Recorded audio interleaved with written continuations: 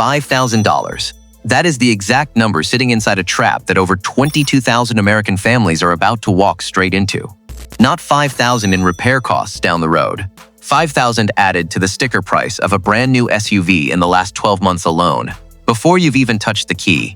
And that vehicle isn't the most dangerous one we're covering today. That's just where this story starts. Right now, in 2027, the SUV market is splitting into two very distinct categories. Machines that will quietly earn every dollar you spend on them, and machines that will drain your bank account, strand you on a highway, or collapse in resale value so fast you'll feel the floor drop out from under you. The manufacturers behind the worst offenders share one thing in common. They bet that your loyalty to a badge would outlast your common sense. They were wrong about the market. Don't let them be right about you. We're covering 5 specific SUVs you need to avoid heading into 2027. These aren't opinions. These are engineering breakdowns, recall records, and real ownership data assembled to protect your wallet. And one of them carries a problem so structurally baked into its powertrain that no software update, no dealer discount, and no extended warranty can paper over what's sitting underneath that hood. Let's start with a vehicle that used to have people sleeping in dealer parking lots just to get one.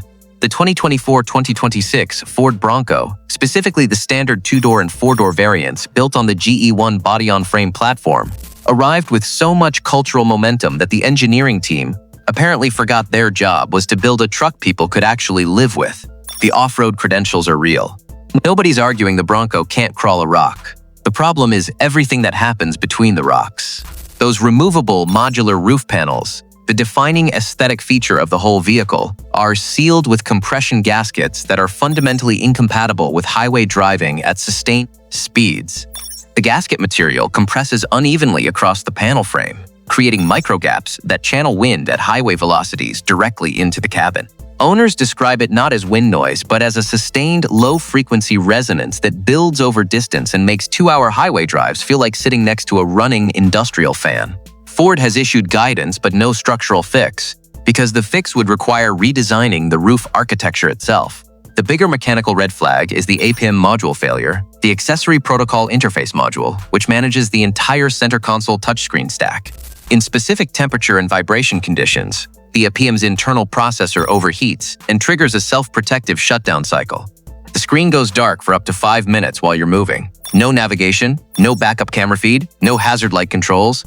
On a near $50,000 truck, Ford issued a recall, but the root cause, inadequate thermal dissipation in the module housing, was a design decision, not a manufacturing defect. They managed it with a software throttle, not an engineering correction. Before you get near a Bronco on any used lot, remove the roof panels completely and reinstall them yourself. Feel for uniform resistance across the entire perimeter gasket. Uneven compression to any corner means the seal has already taken a permanent set and wind intrusion is guaranteed. Then start the truck cold, let it idle for 3 minutes, and turn the climate control to maximum fan speed. If the APM module glitches or the screen dims during that sequence, the thermal management software hasn't resolved the underlying problem. Walk away. But as bad as the Bronco's daily driver experience is, at least Ford didn't spend 2 years trying to convince you their software was the future while their parking brake tried to kill you. The 2023-2026 Chevrolet Blazer EV, riding on GM's Ultium B3 platform, is the most instructive failure in the recent history of American automotive overreach. GM made a deliberate corporate decision to remove Apple CarPlay and Android Auto from this vehicle entirely, replacing both with a native Google-based infotainment architecture they called an advantage. The market called it something else entirely. The software architecture runs on a processing pipeline that was undersized for the ambient thermal load the vehicle generates. When the cabin temperature rises above a certain threshold, common in summer driving conditions, the system's memory allocation mismanages background processes, causing the rear camera to display a solid blue frame instead of a live feed. In some documented cases, the vehicle fails to fully power down after the driver exits, continuing to draw from the battery pack in a go-slow state that depletes range overnight. That alone would be damning. But the Blazer EV also carries a wiring harness recall affecting the electronic parking brake actuator. The harness routing runs through a section of the undercarriage where road grit and moisture accumulation accelerate galvanic corrosion at the connector terminals.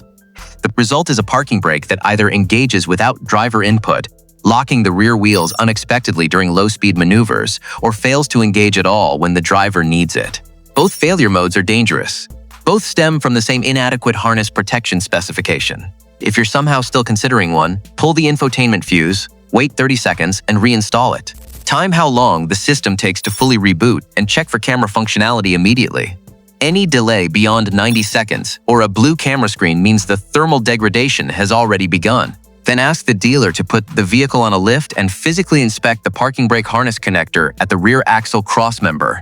If there's any white or green oxidation on the terminals, the recall repair either wasn't performed correctly or has already begun to regress. 3 Jeep products currently dominate the worst-performing inventory charts in America, and 2 of them share a problem so deeply corporate in origin that it borders on willful negligence. The 2025-2026 Jeep Grand Cherokee, built on the Stellantis Giorgio-derived large platform and sold in both standard and L3-row configurations, is sitting on dealer lots at numbers that would have seemed impossible 5 years ago. Over 22,000 units of the standard Grand Cherokee alone are waiting for buyers, representing roughly a full calendar year of unsold supply. The L version adds another 7,000 units on top of that. The mechanical story here isn't a single catastrophic failure. It's a slow accumulation of decisions that eroded the product's value faster than the price climbed. The Uconnect 5 infotainment system, running on a Qualcomm Snapdragon 81555 processor shared with far cheaper vehicles, was pushed into a thermal envelope it wasn't designed for when Stellantis added rear seat climate controls and a panoramic roof heating element to the same electrical bus.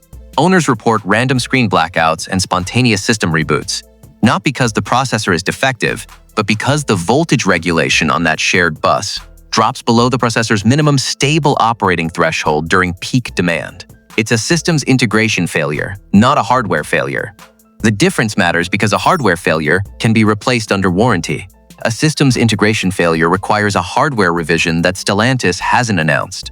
Compound that with the brand's pricing strategy, pushing a mid-size SUV past $47,000 average transaction price into direct competition with a Hyundai Palisade and Kia Telluride, and you've got a vehicle that's asking premium prices while delivering a reliability reputation that Consumer Reports has rated below segment average for 3 consecutive years. Before touching any Grand Cherokee in this generation, cycle the infotainment system through all input sources: radio, navigation, CarPlay, rear climate, simultaneously.